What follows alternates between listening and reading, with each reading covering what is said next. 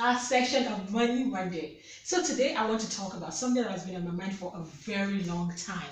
It is real estate. Should you buy or should you rent? And I've had so many conversations with different people from different walks of life, and people have other arguments. Some people say rent, people say buy.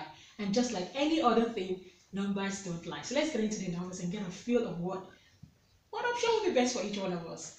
Alright, so what are the things to consider when you want to buy a property? So it's a land, or it's a flat, or it's a house, or whatsoever that property is. What do you consider? Number one is your value. That is, what budget do you have? I mean, if you pick up the phone and you call a realtor, the first thing he's going to ask is, Madam, what is your budget? And that makes us have our very first question. The minute you can get past this, then we go to the other one. So the next question is your future value. In actual fact, future value could also mean location. So in as much as you want to get a place to rest your head, a home to call yours, you're also asking yourself, in 20 years time, if I want to sell this property, how much will it fetch me? And location plays a critical role in determining that. So future value and location, they can be used interchangeably. The next one is interest rate. Probably thinking, so what are you talking about? You know, our parents' generation, whenever they wanted to invest in property, they most likely bought their land first, then they built the land, and then they had their house. But now our generation, I'm talking about your 18 to 35, it's different. You're most likely going to be looking at that apartment because the land you want and the neighborhood you want is probably so expensive, a flat might make more sense. But some people are still investing in land, and there's nothing wrong with it. It's a fantastic option. But more and more, the mortgage option is becoming something we could look at, and hence the interest rates. I was looking at a survey online and looking at the different rates by different banks, and the average seems to be 18% thereabout for your real estate.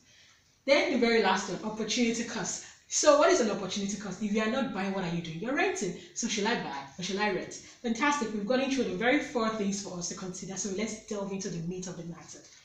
All right. Have you heard of REC? It's one of the real estate agency in Nigeria. They do research about data concerning properties in Nigeria. And they came up with this.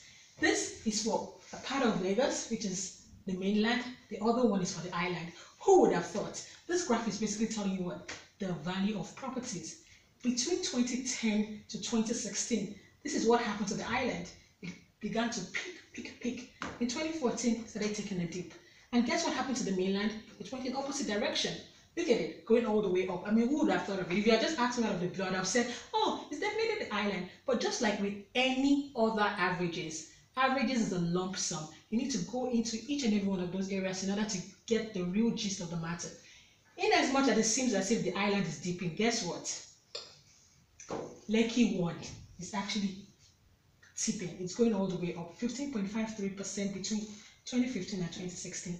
However, Ikoyi dropped by 12.29%. So mixed bags, different location tells a different story. All the places in green is telling me that it went up. The places in red saying it went down. So look at your Omole phase 1 is looking at 21%. So yes, mixed bag. So you need to really go into it and say, where am I looking at? Is it Bagada? Is it Ikpaja? What is the property in that particular location? How are they performing?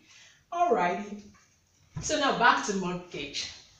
Did you know that if you do not earn up to 300,000 naira in Nigeria, you might not be able to get a mortgage? The bank will actually not give you. And that is why we should always push or try and strive to be able to get the minimum, so that if you choose to actually buy a property in the market, the bank is there to support you. And also, it also just goes to show you how whack the economy is really. So everybody that is earning less than 300,000 on average might not be able to get that support from a bank to purchase a house. You'll be forced to actually buy a land and then go ahead and build. And also, for an entrepreneur, they only give you a loan for, guess how long? 7 years. I mean, think of you trying a property for about 20 million. You're allowed to pay it back in 7 years. Whereas in other climates, you have 30 years to pay it back. But in 7 years, you need to pay up your entire mortgage. Okay, so we get our property. Let's say we get in a property for 10 million naira. Over the space of 20 years, you would have paid an interest of 27 million naira. So in actual fact, your total amount to be paid after 20 years is 37 million naira. Now, to put it in simple terms, in 20 years, you're paying 2.7 times more than the value of that capital. So you're probably like, oh my gosh, this is so much money. It doesn't make any sense. Let me just be renting. But then also ask yourself, what will be the value of this house in 20 years? If one property in Omole is making 20% appreciation on its value in just 1 year, multiply that by 20. What? 400% in 20 years? So you really do understand that it's a mixed bag. Depending on where you're looking at, it would actually make more sense for you to actually buy.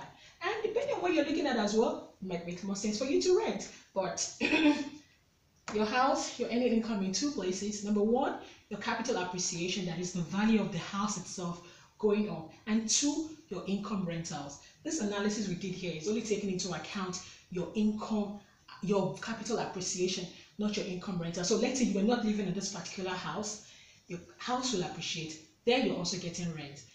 If I were in your shoes, I'd most likely buy.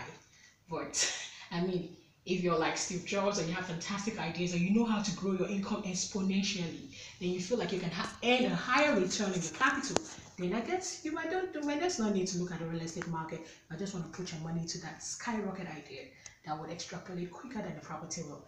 I hope this answers most of your questions. It was like a summary. So get into the comment section. Tell me what you think. Let's talk about this. I'm like really excited, and then we can just go into more details about the real estate market. Lagos, for the purpose of this exercise, we used Lagos. Thank you for tuning in. Bye.